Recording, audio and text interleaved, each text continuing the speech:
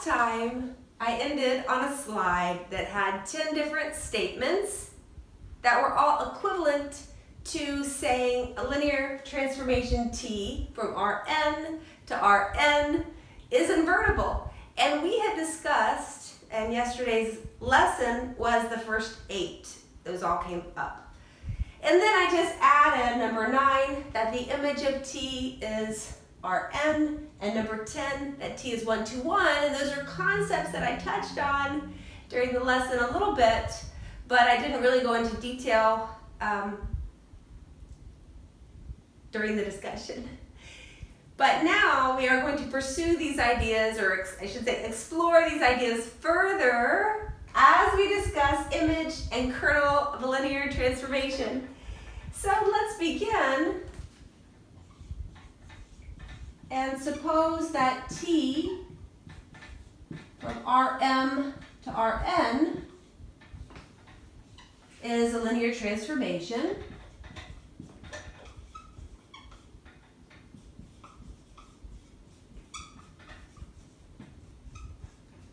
Okay, and what I'd like to define is the image. Well, technically, I defined the image when we first started talking about functions, but I will define the image and the kernel right now, and then we're exploring both of them, how to calculate them, things like this. This is the topic of today. The image of T, this is a set. It's all T of x such that x is n is n r m. And you notice just by, so this is elements in the codomain, right? These are T of x's. So this is a subset of Rn. And this symbol, I think most of you have seen. If you haven't, I'll tell you now what it means is what I just said, that this is every element here. So every T of x is inside of this set. Okay, so this set, the image, is a subset of Rn. Okay, now what's the other topic of today? Kernel. The kernel of a linear transformation. This is the set of all x in Rm such that T of x equals 0. And this is a subset of Rm. Okay, so this is everything here in the domain that maps to 0, and it is linear transformation.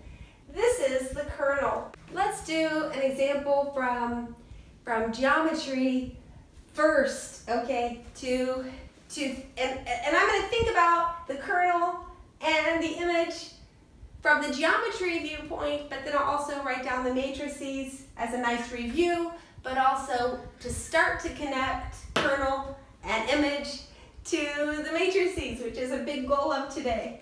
So here, L is the line, Y is minus X. Let's find the image and kernel of two things, the projection onto L, and then the reflection about L. Let's start by drawing a picture here. What does L look like? Well, it's just Y is minus X. Something like this, okay? And this is supposed to go to the origin. Then what do I need in order to think about projection, reflection?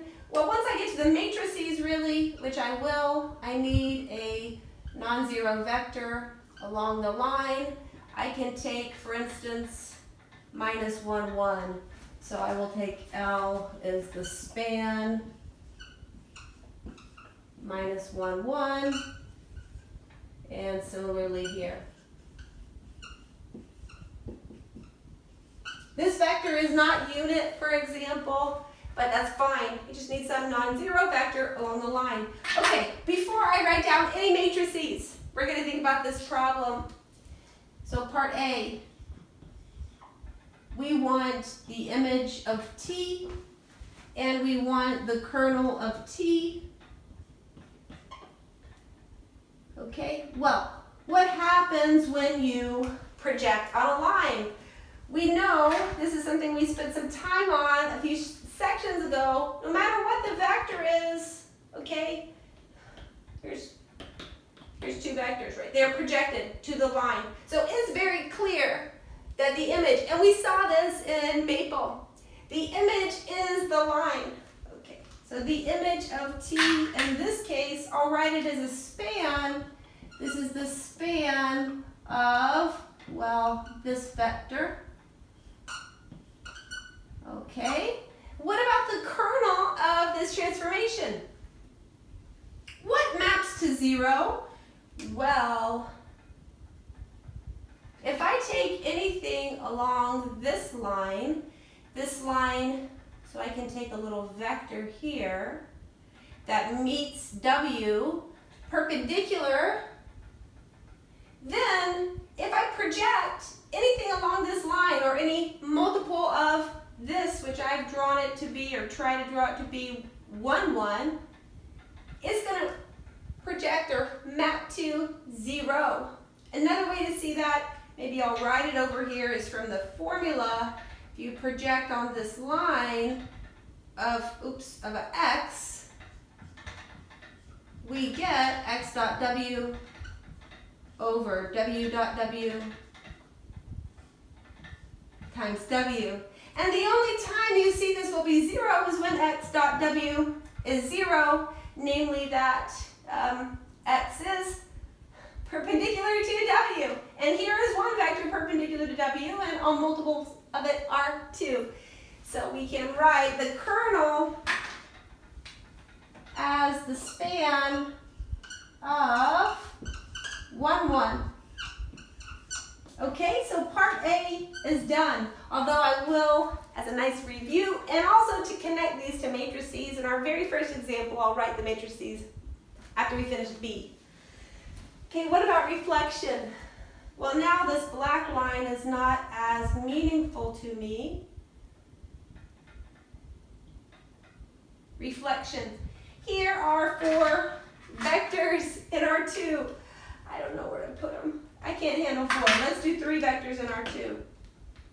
Okay, here's 3 vectors in R2. What happens when you reflect? Uh-oh, this one comes here like this. Right? Now, did any of those 3 map to 0? No, they did not.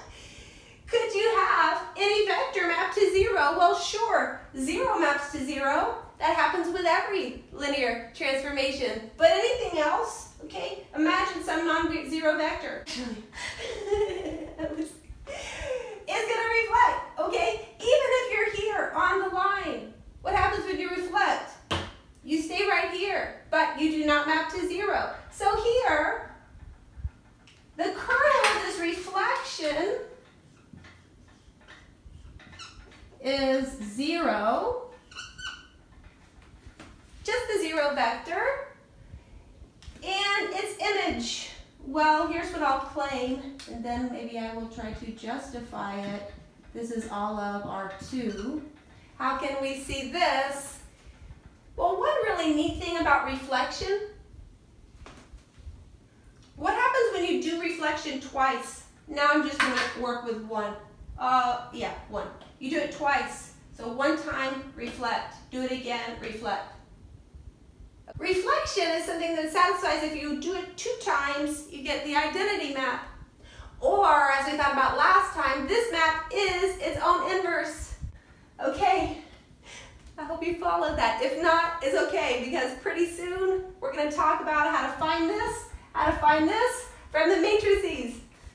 But this is one that you can very much just think about with both of these.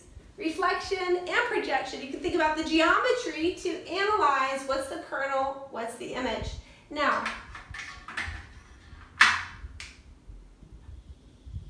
let's write down the matrices for these 2 linear transformations, because I want to make a comment about that. Well, the projection, here is my vector. So for A, let's find the matrix. W is this.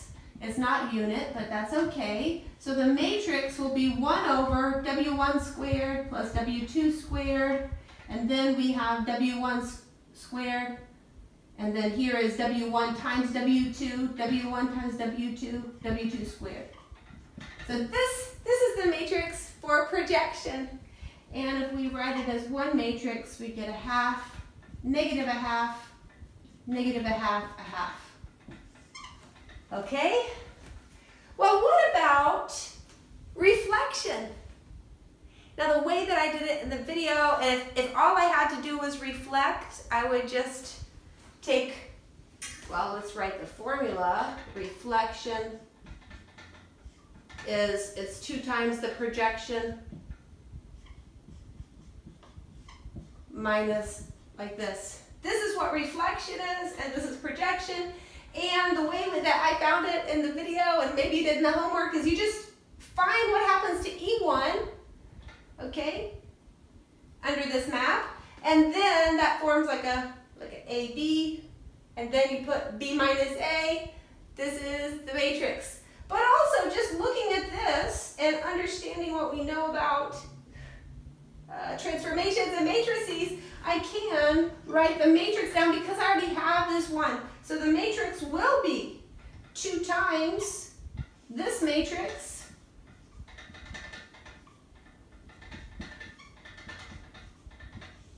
This is the matrix for projection, and then this is the identity. Well, minus 1 times the identity, so minus the identity. This is another way to find this matrix. And what do we get here? This is 1 minus 1, 0. This is minus 1. This one's minus 1, and then 1 minus 1, 0. So this is the matrix for reflection, and this is B, and this is the matrix for projection. Now let me make some observations, then we're going to move back to speaking generally about kernel and image. What do we see? Well, this matrix has rank 2. How do you see it? Interchange the 2 rows, multiply through by minus 1 to each row, say. And then those are elementary row operations. You will have 1, 0 as your reduced row echelon form. This has rank 2. And you see we have a rank 2 matrix for the transformation, and we have that the image is R2, and that the kernel is 0, it's 2 by 2. This is not by chance. Okay, but then what's happening here? Well, the observation I want to make at the moment, look at this column, 1/2 minus 1/2. Look at this column, minus 1/2, 1/2. Both of these columns here, they're in this span, right? This column is negative 1/2 times this vector. This column is 1/2 times this vector. And well, similarly, both these columns are in here. So we see the columns are appearing in the image, and that's the other comment that I wanted to make. Okay, let me erase.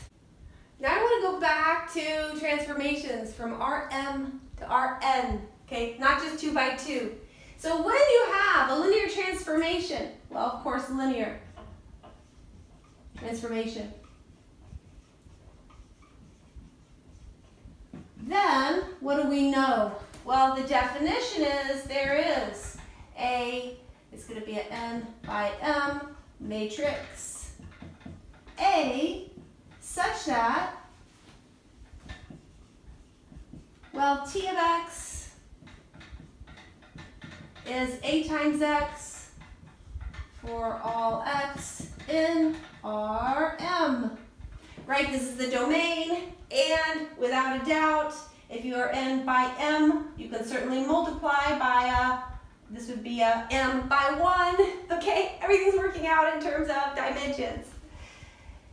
So let us talk about the image and the kernel. So first of all, there's the image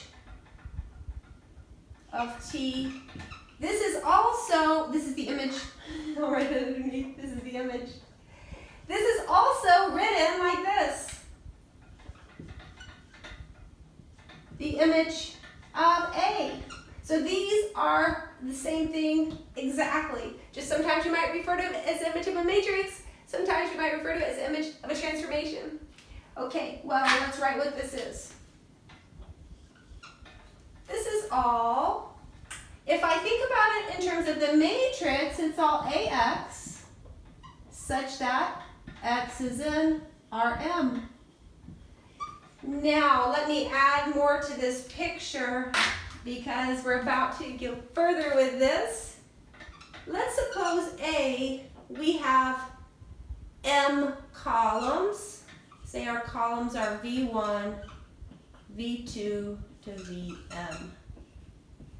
These are columns. And I'll make this a little bit taller. Okay, here's my columns. Well, we had a column picture for understanding AX, and this is important today. This, okay, we may write as a linear combination of the columns. So here, this would be, say, x1, v1, plus x2, v2, plus x3, v3, uh-oh, wrong place to put my hat, all the way out to xm, vm, such that xi are real numbers. Right, because the image consists of all possible a times x's here. And so this would be all possible. Well, what is this? This is all possible linear combinations of the columns. So the image here, I'm trying to figure out what color to write. This is, I'm going to erase, try the space, all possible linear combinations of the columns of A. And this is what we saw in this geometric thing. When I wrote down the matrix, we realized that the columns were in the image, for example. But you take all possible linear combinations of the columns of A. This is the image of A, the image of T. Okay, well, how else could I write this? I could also write this as follows. Span of V1, V2, out to Vm. I referred to span of one vector. It said it was all multiples of the vector. Started talking about that when we did orthogonal projection. Span of a collection of vectors. Well, it's this. All possible linear combinations of that collection. So this and this are the same. Span is just another way to say it. Instead of writing all of the coefficients, xi's, you just say, oh, it's a span of these vectors. And that means you take all possible linear combinations, just like this. Okay, so this is the image. Now I'm going to talk a little bit about the kernel. Then I'm going to start, instead of looking at them together, I'm going to look at them one at a time for a little while because they're both worth thinking about. Okay, what about the kernel? Also, it's called the kernel of A. Okay, maybe I should put parentheses. Same thing, just like with image, you might refer to it as a kernel of a matrix or a kernel of the transformation. So let's write this in terms of the matrix. This is all X in Rm such that Ax equals 0. Okay, let's see, did I want to say anything else about this at the moment? Not really. It's just all solutions. Maybe I'll recopy. I didn't have so many fancy ways to rewrite it. And that's why I'm going to look at my notes. It's just all solutions to Ax equals 0. And then I will make one more comment before we get into some examples. This, look, I'm starting with something in Rm. This is in Rm. as I mentioned at the very beginning. And then here, these are, well, if you take x, you multiply by a, these are in Rn. And I also mentioned that at the beginning, but it's good to observe. So we're going to now, I guess the nice thing about realizing it this way, all solutions, is we know how to solve things like this, right? We know how to solve ax equals 0. And so we know how to find kernels. Great. Well, here's our first example. It's just 2 by 2. It shouldn't take too long. We want to find the vectors that span the kernel. So this one, how would I solve, right? I want to solve this system, and I could augment the matrix with the zeros, okay? And then I perform elementary row operations. And when I do this, it doesn't take me very long with this matrix. I take 3, row 1, add it to row 3. And what do I have? Row 1 remains the same. Row 3 is now 0, 0, 0. Okay. We see this matrix has rank 1. We have a leading 1 in this column. It means, and this is a nice review of some things that we have already discussed, it means that this corresponds to a free variable. So what I did in, well, last week's videos, for example, is I would say x2, for example, is t, and then we see x1 minus 3x2 is 0, gives us that x1 is 3t. And so we get the following as,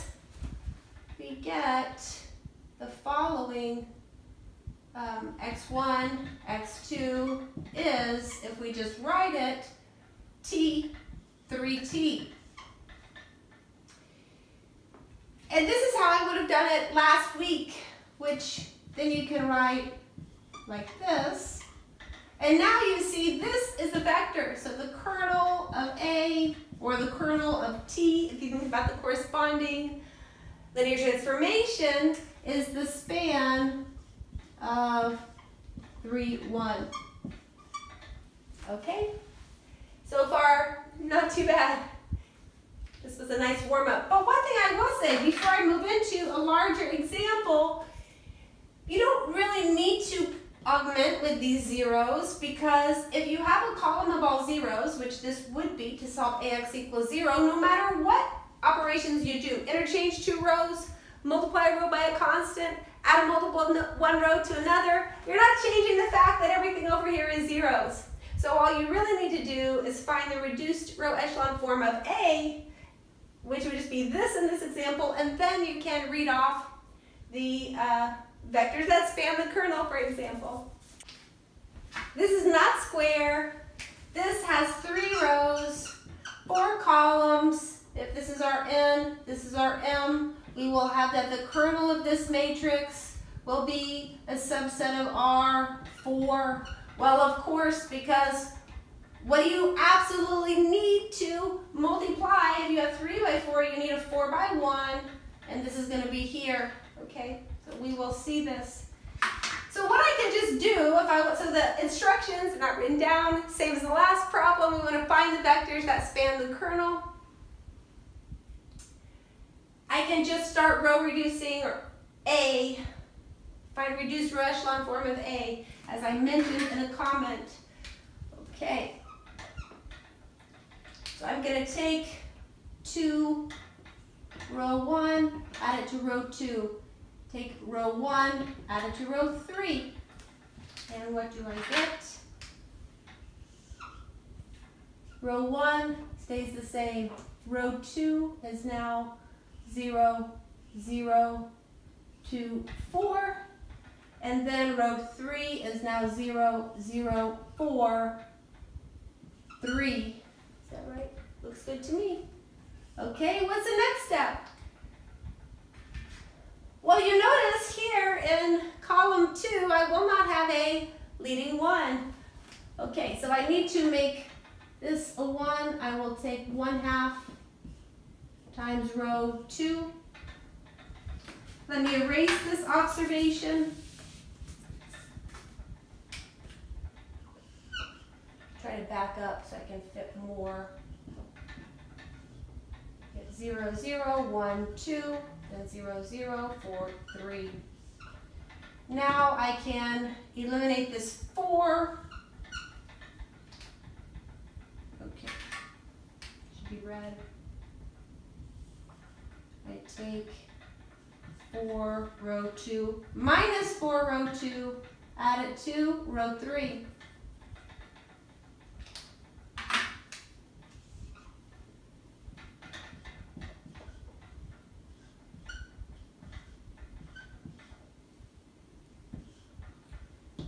Minus 4 would be minus 8. We get up minus 5. Very nice. Now, I'd like to fit another one here. Well, what I'd like to do is, I'll fit it. Okay, let me move so you can look at our matrix. I can make this a 1 just by multiplying through by, I'm going to do more than one step in one. This is not the first matrix we have row reduced. I multiply through by minus 1/5. Very nice. Then I can take minus 2 times row 3, add it here, right? And well, at the same time, once I do that, well, what would I have? I would have this, right? And then I would have this with a 1 here. Oh, yeah, that's right. And then if I just take minus 1 times this row, add it here, then I would get this. This is our reduced row echelon form. I verbally said what I was doing, and then I did it. Okay, certainly I wouldn't have done that early because I would make mistakes, but once I was down to just working with a few columns, it wasn't too bad. Well, what do we see here? We have leading 1, leading 1, leading 1. So there's only one free variable, it's x2. If I let x2 be t, and then we get x1 minus x2 is 0, x1 will also be t. And so my solution to ax equals 0, remember there's zeros over here, right? I didn't write those down. I didn't augment the matrix as I mentioned in my last example, but we remember that. Okay, so I have, it's just t, t, and then 0, 0, which we can write as t, 1, 1, 0, 0. And finally, well, if we solve the problem, the kernel of this matrix is the span of 1, 1, 0, 0. Okay? And we get this, well, like we saw in both the last two examples. We transform to reduced row echelon form, just as we did the second day of class, say. Well, this matrix is not huge and is also very quick to write in reduced row echelon form, but it's very informative in terms of an example for finding the vectors that span the kernel. I'm still working with the kernel. Maybe I'll write it this time. Find the vectors that span the kernel. Okay. Well, maybe I'm going to move down now because I just wrote where I would naturally move to perform row operations on my matrix. All I need to do is take row 1, add it to row 2, and look what I get. I get 1, 1 minus 2. I get 0, 0, 0. You see, this is already reduced row echelon form. This is one step. And we see we have only one leading 1. We have 1, 2 free variables. Okay, well, how are we going to figure out vectors that span the kernel here. x2 and x3, so maybe x2 is t and x3 is s. And then there's only one equation here. It says that x1 plus x2 minus 2x3 is 0, right? Okay, so then x1 minus x, or equals, excuse me, negative x2 plus 2x3, which is negative t plus 2s. Now let's write the solution. It is, okay, x2 is t, x3 is s, x1 is negative t plus 2s. Well, I'm still not finished. I want to find vectors that span the kernel. We're almost there. This is t times minus 1, 1, 0. And then s times 2, 0, 1. These are the two vectors that span the kernel, okay? Put it up here. The kernel of A is the span minus 1, 1, 0, and 2, 0, 1. Very nice.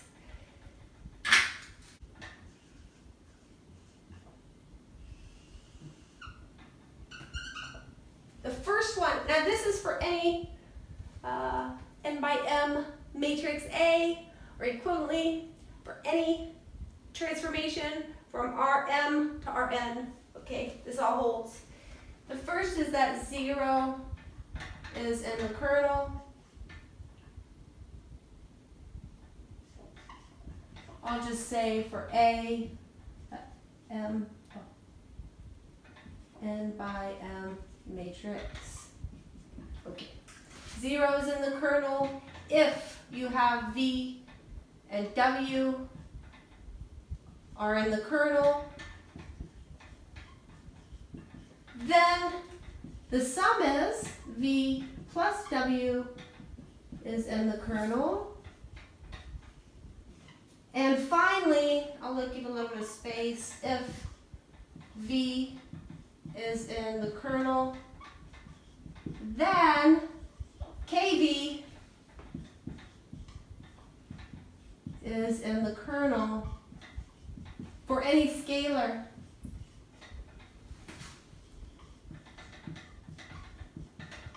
Okay. Okay, well, these are very important. This has a name. The first one, it says it's what's called closed under addition.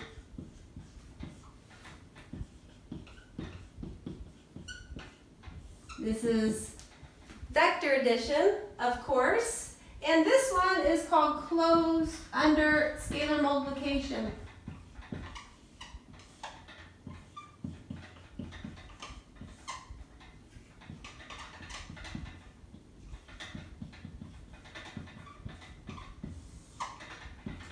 When you have these three properties, that 0 is in, let's say, I'm going to talk about subset now, because we know, let's say it again.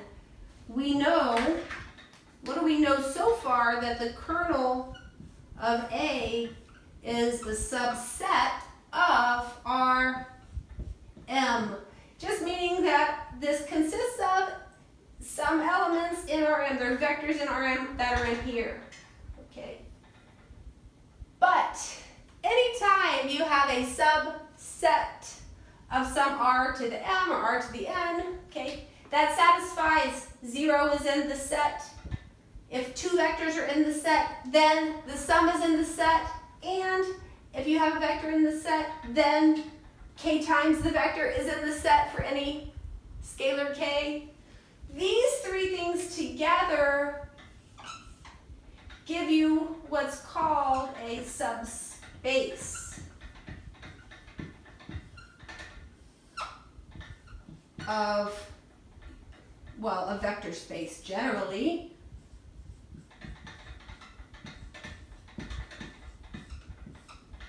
And so what this says, these three properties, which are not even hard to show, I was going to do it, but let's talk about it. Why is 0 in the kernel? Well, because any matrix times 0 is 0. Why, if you have two things in the kernel, why is there some? Well, it's because A times V plus W is AV plus AW. And this 0, this 0. So if these two are in the kernel, so is the sum. And then why is KV in the kernel when V is? Well, A times KV is KAV. And if this is 0, K times 0 is 0. So it's very quick to write down the proof of these things. But what this is saying is that the kernel is a subspace of Rm. So now let's change it. This is much stronger than just a subset. The kernel of A is a subspace of Rm.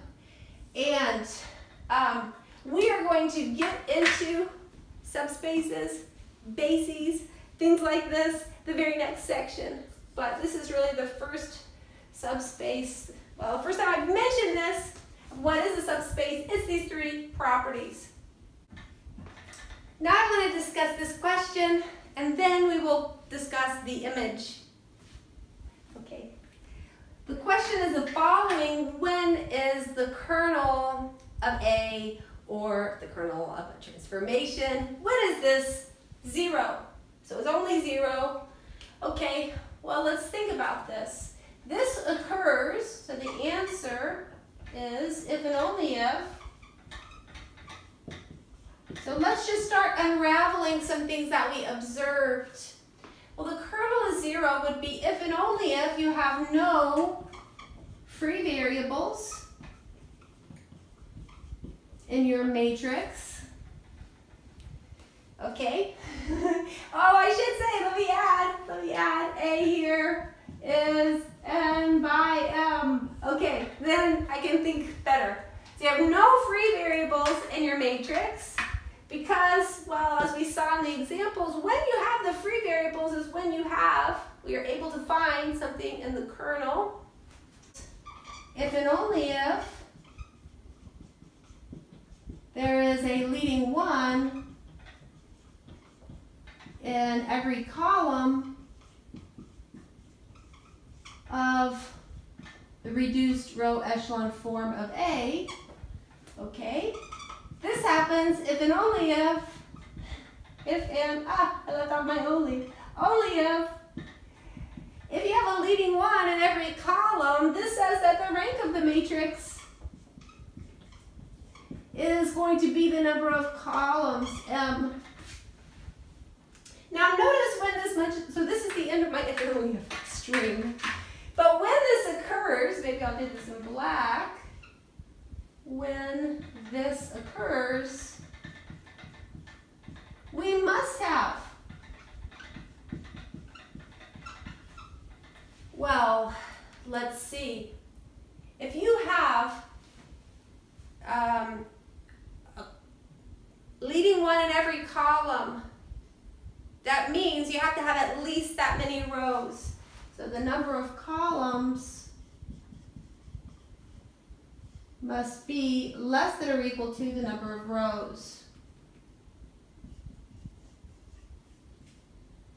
Now, if I translate that, this would say M less than or equal to N. But if I tried to remember it like that, it would mess me up because I interchange M and N in my head. So I just thought about it as columns and rows. Okay, so this is all a very interesting answer to the question, but I'm going to have a second answer.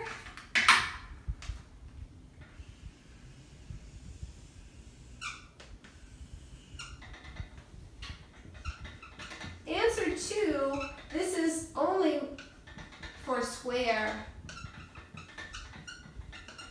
and by N. Okay. And then Well, we see the kernel of A equals 0. This is actually something we discussed. This was one of the things, well, right, that AX equals 0 has only one solution.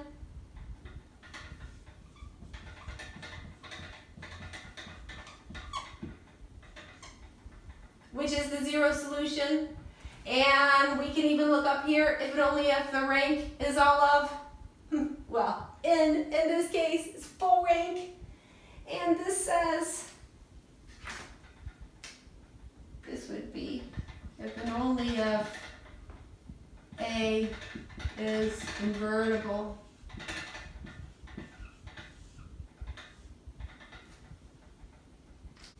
Let's make one comment before we do anything else. And this is something we're really going to spend more time on next time. But I wanted to just mention that the image of T is a subspace of Rn. So I spent a little bit of time discussing the kernel of T, or of A, being a subspace of this space, Rm, and this is a subspace of Rn, meaning 0 is in the image. The image is closed under scalar multiplication, and it's closed under addition. And this type of thing we will see more next time, but I wanted to make this observation, or at least make the comment today when we first talk about the image. Now let's do the image, or discuss the image, but I'm going back to both of these examples where we found the kernel, and we already have both the reduced row echelon forms. Why do I have the reduced row echelon forms when I'm talking about the span of the columns? Well, I'll talk about that in a minute. Okay. Well, let's start with the easier, I guess it's easier, it's only 2 by 2. It's our warm-up example from before. If you take and multiply this by an xy, so here, if I take a xy, linear combination of columns, right? This is going to be x times 1 minus 3 plus y minus 3, 9. And I can write this as the following. I can write this, notice, as x minus 3y all times 1 minus 3. Right, because, well, this column is a multiple of this column. We see that if, I don't need both of these vectors to represent the span of the columns, because any linear combination of these two vectors can be written as a multiple of just the first. Okay, so here, the span, if we want to find sort of the smallest set of vectors, so that if we take the span, we get the image of the matrix, all we would need is this one. So I will write that here. The image of A is the span of, we can represent it with just this one vector, 1 minus 3. Okay? Now, how does the reduced row echelon form come in this? What you notice is the vector, at least the one that I chose to put here, and I could have equally have put 3, 9, but I'm about to go to one that's more complicated, is this vector, or this column, excuse me, is the column that has a leading 1. And so when I write the image, or the vector I chose to put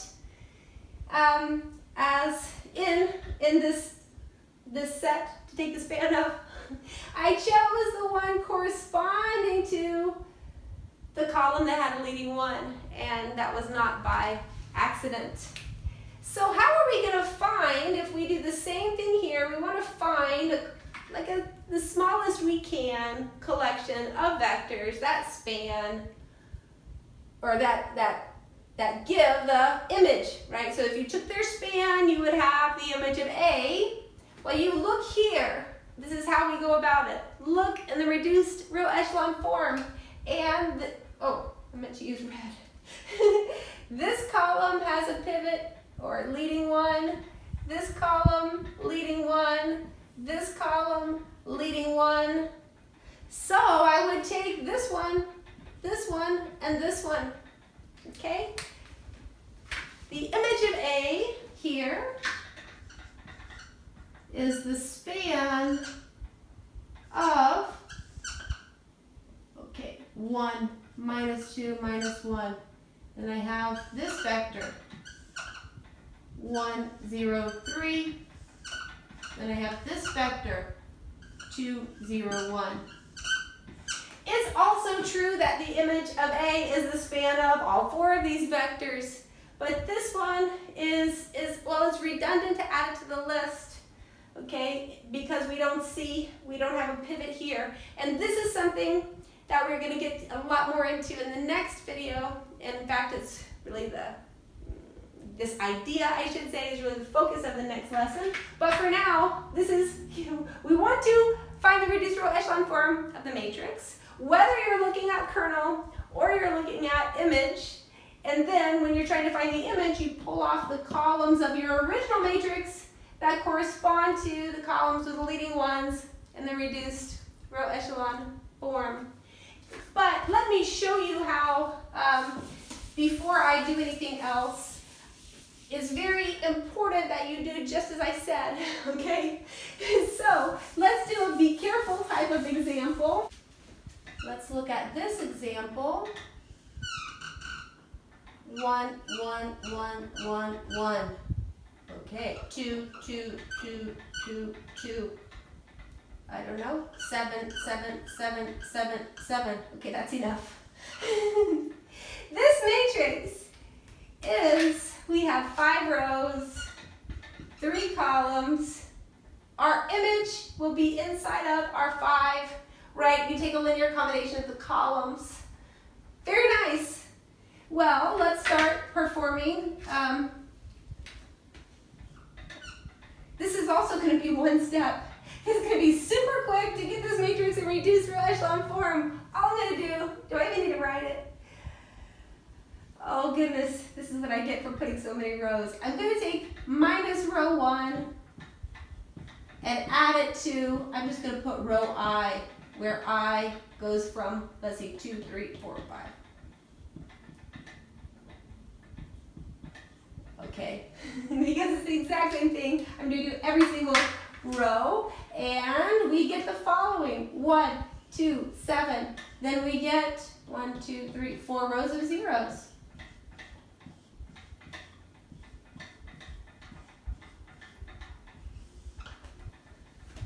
Okay?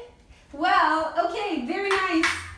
We go as we did in the last 2 examples. We look here. This is my only leading one. In fact, well, before I say anything, we're going to reduce row echelon form here, right?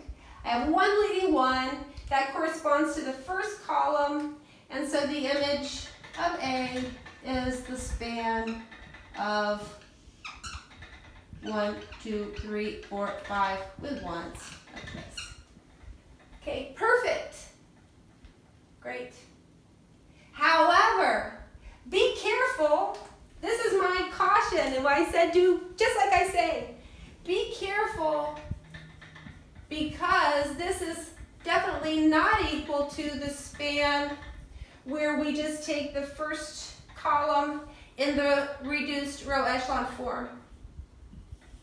These are, without a doubt, different, right? They're not the same. The span of this one vector, every single vector in the span has the same entry all the way down the diagonal. Every single vector in this span, well, if you think about it in R5, it lives in just along the line x-axis, where x is something, everything else is 0. Okay, these are not the same. So you do not want to find the reduced row echelon form and then pull off the columns of the reduced row echelon form where they have leading ones. This would not give you the right image. We see it here. So that was my word of caution. You reduce to find where the leading ones are, then you pull those columns out of the original matrix. Okay, I think what would be nice is let's do one more example where we find both the image and the kernel. Here's my last example. Then I'm going to make one or two comments, and then we will be about done for the day. So here is we have a 3 by 4 matrix, and we're going to do both things. So we discuss kernel, we discuss image, and we will find vectors that span them both. In both of these, I need to find the reduced row echelon form of A in order to solve the problem. So this is what I will do first. 1, 2, 5, 3, 6, 15. And then this one is fortunately a fast example. In terms of the elementary row operations, I think we don't have too many to do to get it in reduced row echelon form. Well, okay, we're going to take -2 row 1, add it to row 2. I'm going to take -5 row 1, add it to row 3, and then let's see what we get. Row 1, I have not changed. Row 2, okay, good. Here, this is 0, 0, 1.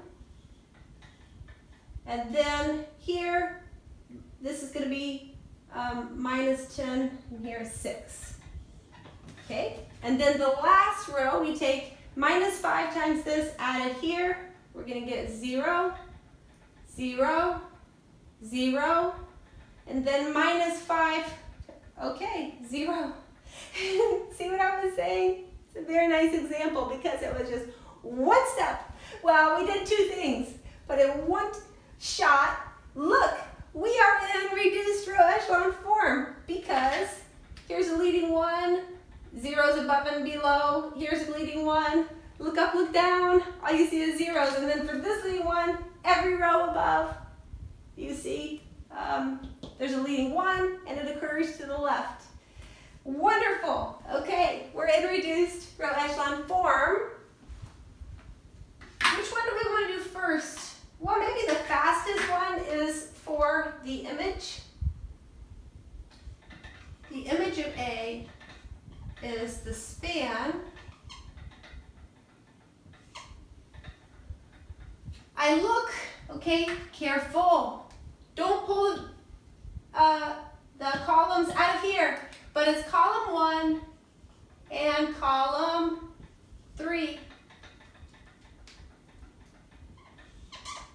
1, 2, 5, and column 3. 0, 1, 0. Okay? We have the image, or two vectors that span the image. Now for the kernel, well, now I have to think free variables. So my free variables are here and here. So let's start writing some things. Let's say x2 is t and x4 is s, and then I have that x1 equals, well, if I write this, it's going to be minus 3t minus 5s. This is an s. From this first line, and then this is x3 equals minus 6s. Okay, so now let's write the vector, then we will figure out the vectors, well, we'll finish the problem, vectors that will span the kernel. So now maybe I will do a vertical like this. We get x2 is t, x4 is s. Then we have minus 6s, and we have minus 3t minus 5s. Okay? This one is, we have a t times, well, this is minus 3, 1, 0, 0, minus 3, 1, 0, 0, plus s times minus 5, 0, minus 6, 1. Minus 5, 0, minus 6, 1. Okay, now, maybe I'll write it over here. the kernel of A is the span of, I have two vectors here, 2, minus 3, 1, 0, 0, and minus 5, 0, minus 6, 1. Okay, so here is, maybe now I'll put this in a black box. This is the two answers to our problem. And let's make a couple of observations. You notice, okay, I want to focus on numbers here. After all, this is a math class. Okay, well, you notice we have 4 columns. You have 4 columns. I'm going to erase.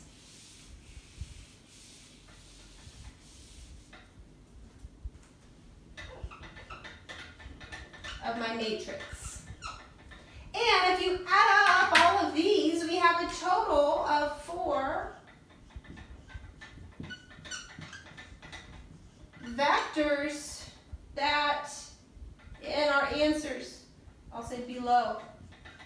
And this is not by chance, because in the image, 2 of them, the ones coming from the image, these corresponded to the leading ones.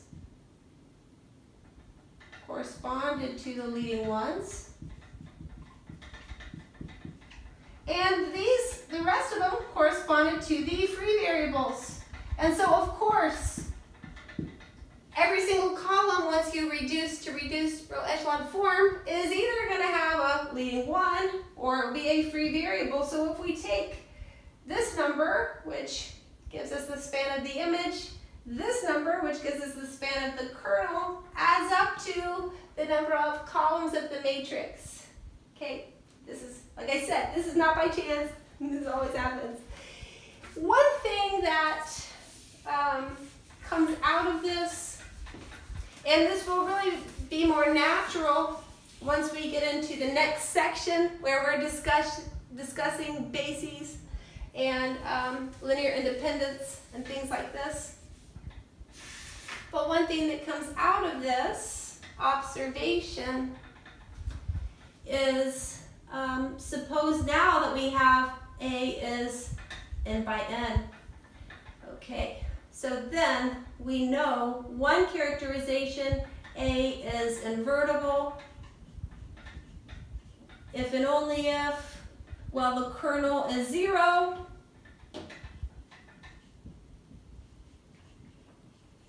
This is the case if and only if the rank of A is n. Well, if you think about this kind of thing, this would say if and only if, what about the image?